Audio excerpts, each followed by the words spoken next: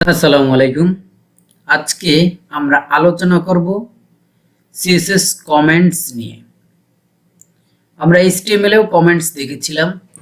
কমেন্টসের দ্বারা কি বোঝায় সেটা আমরা বুঝি।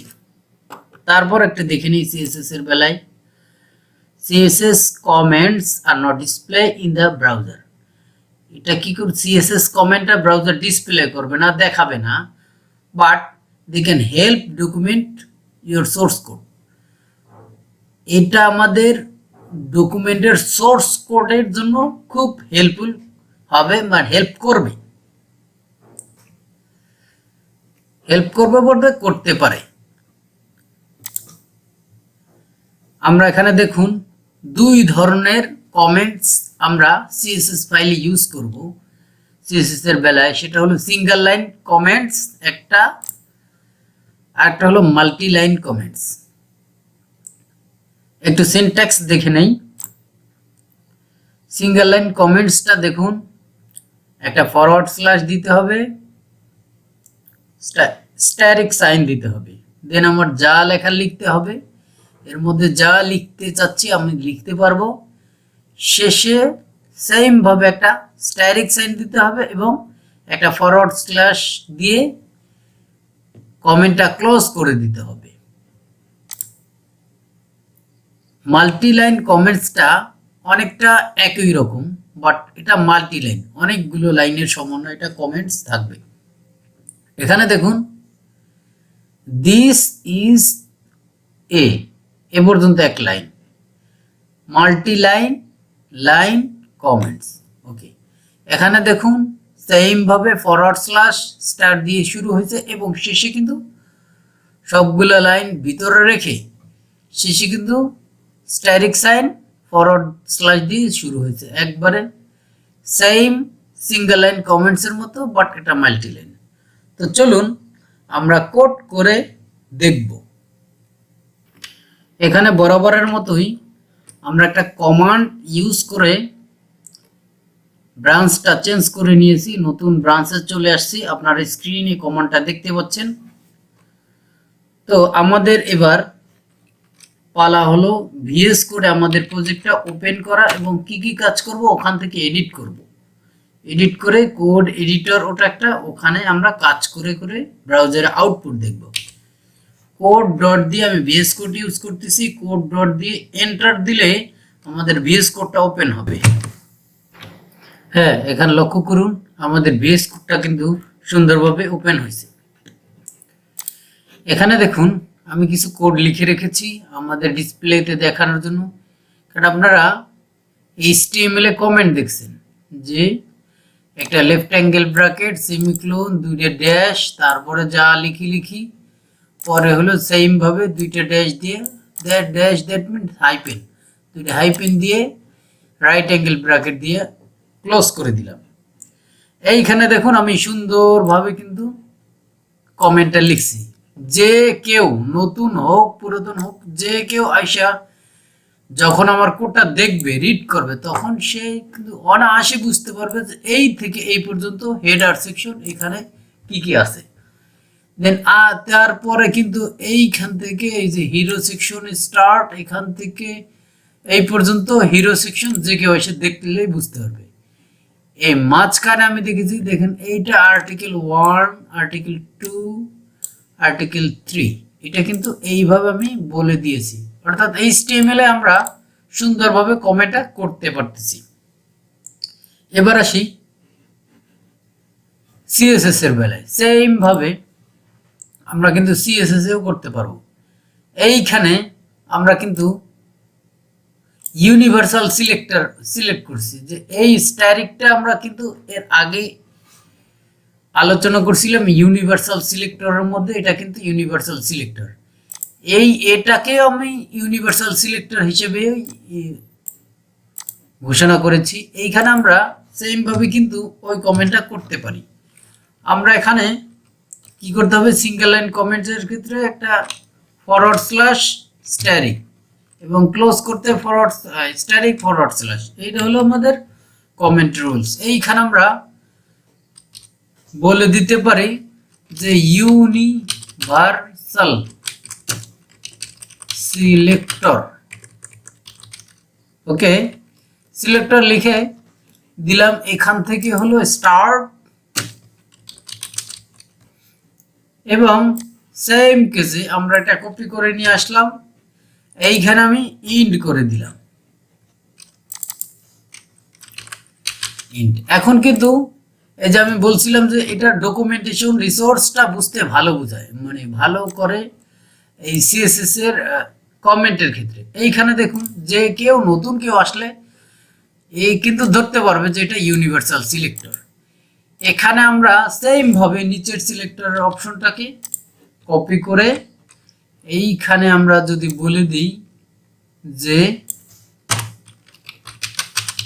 হেডার সেকশন স্টার্ট, আমরা কিন্তু এখানে সুন্দরভাবে বলে দিচ্ছি যে এইখানে হেডার সেকশন স্টার্ট হয়েছে, এখানে শেষ হয়েছে।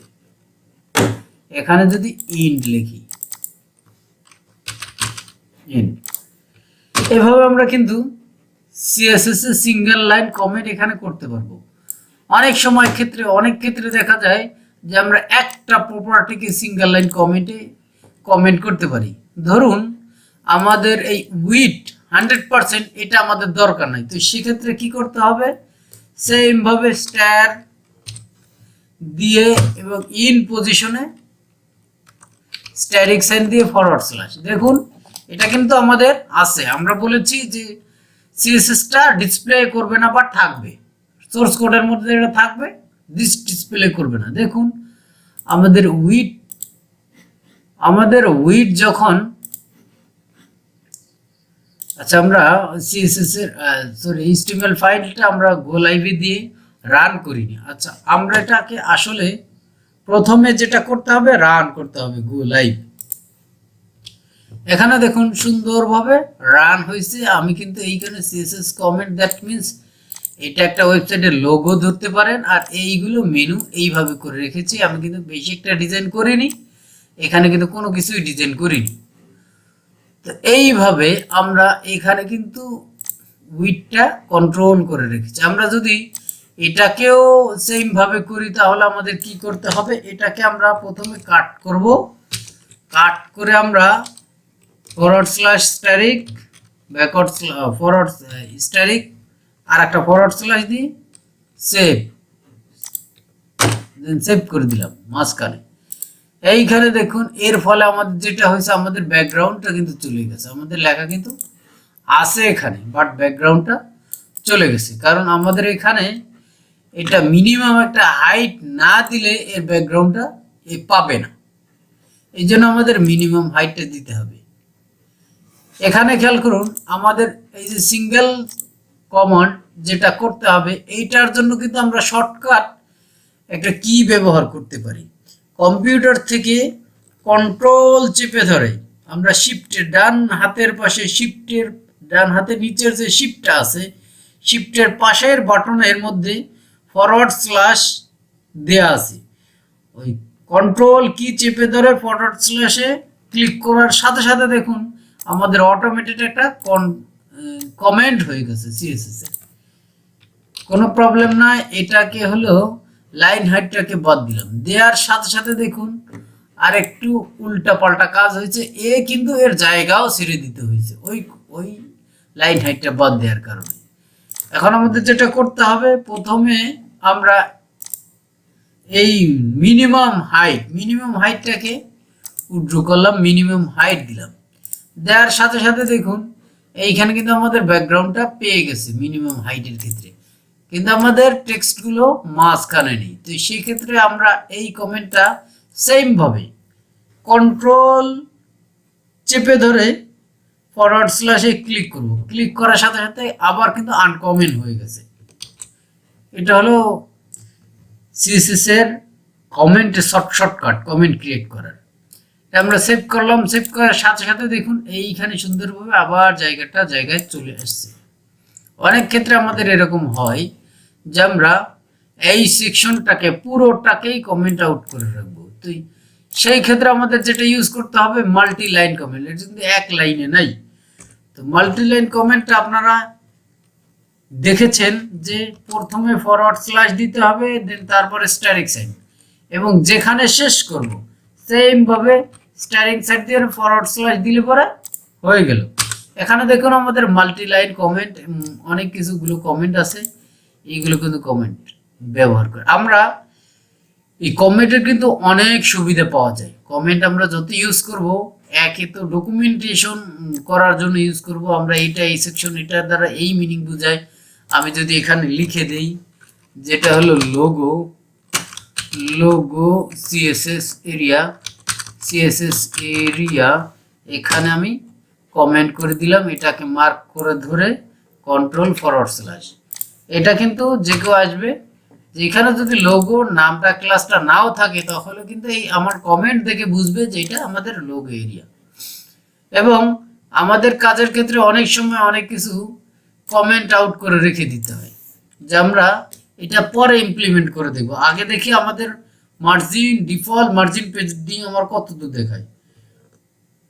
কন্ট্রোল ক্লিক করে ফরওয়ার্ড স্ল্যাশ দিলাম, আমাদের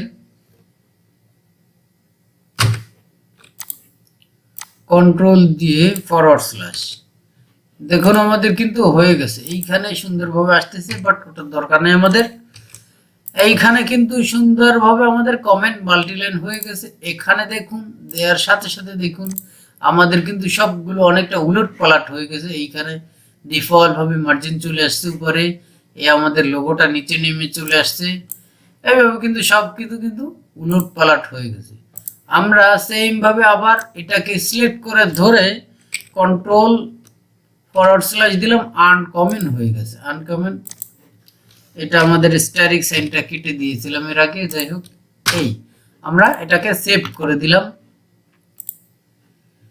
এই হলো আমাদের কমেন্টের সুবিধা, মুখ্য সুবিধা এইগুলোই। বাট আমাদের কাজের ক্ষেত্রে অনেক ক্ষেত্রে আমরা কিছু কিছু কাজ করতেছি, আমাদের কাজটা এখন ইমপ্লিমেন্ট করার দরকার নাই, বা কাজে কোনো এরর হয়েছে, তো সেক্ষেত্রে আমরা এইভাবে কমেন্ট আউট করে রেখে দিয়ে আমরা ধরতে পারি, দেখতে পারি আমাদের কোথায় কোথায় এরর হয়েছে। এখানে দেখুন আন্ডারলাইন কিন্তু চলে আসছে, আবার ডিফল্ট আন্ডারলাইন। আমরা এটা কিন্তু যেখানেই ক্লিক করেন ফরওয়ার্ড স্ল্যাশ দিলে, কন্ট্রোল ক্লিক করে ফরওয়ার্ড স্ল্যাশ দিলে আমাদের আনকমেন্ট হয়ে যাচ্ছে। তো এইভাবে কিন্তু আপনারা অনেক রকম সুন্দরভাবে কমেন্ট করতে পারেন, ডকুমেন্ট করতে পারেন আপনাদের কাজের সুবিধার্থে। ইভেন অন্য কোনো কোড রিভিউয়ার আইসে যদি আপনাদের এই কোডগুলো দেখে, আপনার কিন্তু খুব পছন্দ করবো আপনার এই ডিজাইনটা, কারণ আপনাদের কোড দেখে বুঝতে পারতেছে কোথায় কোন কাজ করেছে।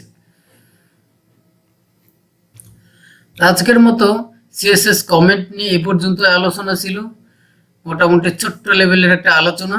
সিএসএস কমেন্ট, সিএসএস কেন, যেই কোনো প্রোগ্রামিং ল্যাঙ্গুয়েজ হোক, কমেন্টটা খুব জরুরি একটা জিনিস, যেটা আপনার ডকুমেন্ট করতে কাজে দিবে, যেটা ডিসপ্লে হবে না, আপনার বিভিন্ন মিনিং বহন করবে। ইভেন আপনি কোডে কোনো এরর হলে সেটা সমাধানের জন্য আগে কোড কমেন্ট আউট করে আপনি কোথায় কোথায় এরর হলো সেটা কিন্তু আপনাকে কমেন্ট আউট করে করে সবগুলো আগে কমেন্ট করতে হবে, কোন কোন কারণে আমি এরর ফেস করতেছি, কমেন্ট করে একটা একটা করে আউট করে ইমপ্লিমেন্ট করে আমরা কমেন্টে এররটা কিন্তু ধরতে অত্যন্ত হেল্পফুল একটা জিনিস এই সিএসএস কমেন্ট।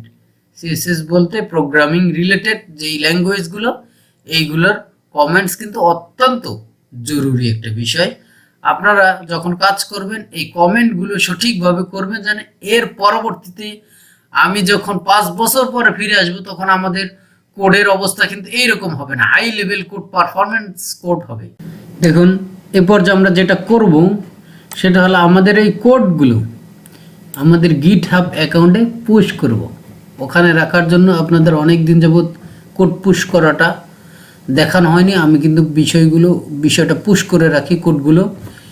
তো আমাদের যেটা করতে হবে, প্রথমে গিট অ্যাড করতে হবে। গিট অ্যাড কমান্ড দিয়ে একটা ডট সাইন দিতে হবে, ডট, তার মানে আমার সকল ফাইলগুলো অ্যাড হয়ে যাবে। এন্টার দিলাম, হয়েছে অ্যাড। গিট কমিট করতে হবে, কমিট করতে হবে, একটা মেসেজ দিতে হবে, কমিট মেসেজ, সিএসএস কমেন্ট বা বিস্তারিত লিখতে পারি CSS single and multi line comment. Okay, then enter দেওয়ার সাথে সাথে ফাইলগুলো অ্যাড হয়ে গেল। Then git push u origin, আমাদের ব্রাঞ্চ নেমটা লিখতে হবে, এন্টার দেওয়ার সাথে সাথে দেখুন আমাদের এই নতুন ব্রাঞ্চের ফাইলগুলো সরাসরি আমাদের ক্লাউডে চলে যাবে। এখানে লক্ষ্য করুন উপরে আমি এই যে গিট পুশ করার পরে আমাদের এই লাইনগুলো কিন্তু নতুন ব্রাঞ্চে চলে আসছে। আমরা একটু গিয়ে দেখি আমাদের ওখানে যে আমাদের কোডগুলো ওখানে আসছে কিনা। আপনারা অবশ্যই অবগত আছেন আমি এই অ্যাকাউন্টেই আমার ফাইলগুলো পুশ করে থাকি। আমাদের এই লার্ন CSS এই রিপোটা ওপেন করি, রিপোজিটরিটা ওপেন করার পরে এখানে দেখুন যে 8 নাম্বার অর্থাৎ 8 নাম্বার সিরিয়ালে CSS কমেন্ট নামে একটা ব্রাঞ্চ এখানে পুশ হয়েছে। এইখানে পপ আপ মেনুতে ক্লিক করে এখানে দেখুন 8 নাম্বার একটা পুশ হয়েছে। এইখানে আমি রিডমি ফাইলে কিছু লিখে আসছি যে সিঙ্গেল লাইন মাল্টি লাইন।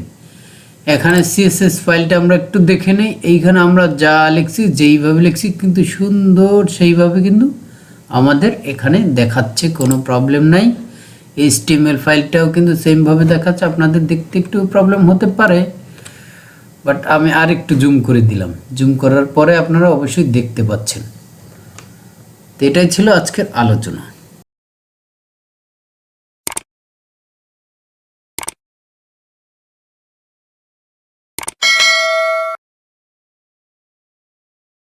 তো ধন্যবাদ আমাদের এই কুইক ডেভেলপমেন্ট ইউটিউব চ্যানেলের থেকে ধৈর্য ধরে আপনাদের শেখার জন্য।